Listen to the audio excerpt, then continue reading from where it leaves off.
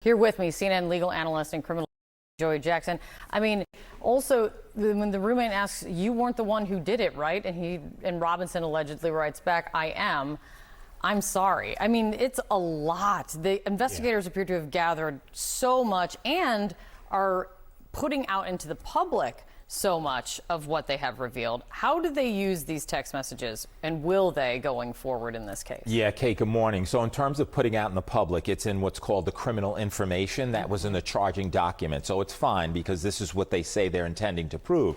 But in terms of the text, you have everything in there which go to show guilt, which is at the end of the day the prosecution's job.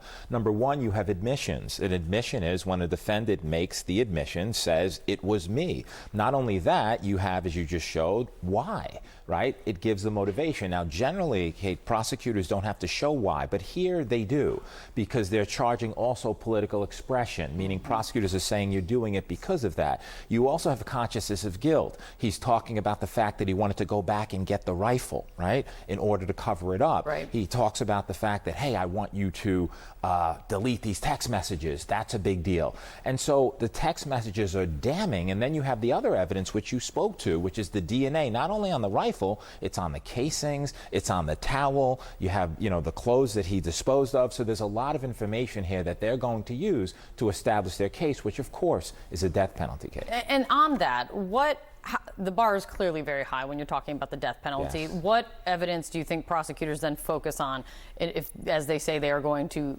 pursue the death penalty? Sure. So not every case, as we know, right, a killing is death penalty eligible. Right. Here you have that. And what they're hanging their hat on is the notion that you endanger other people.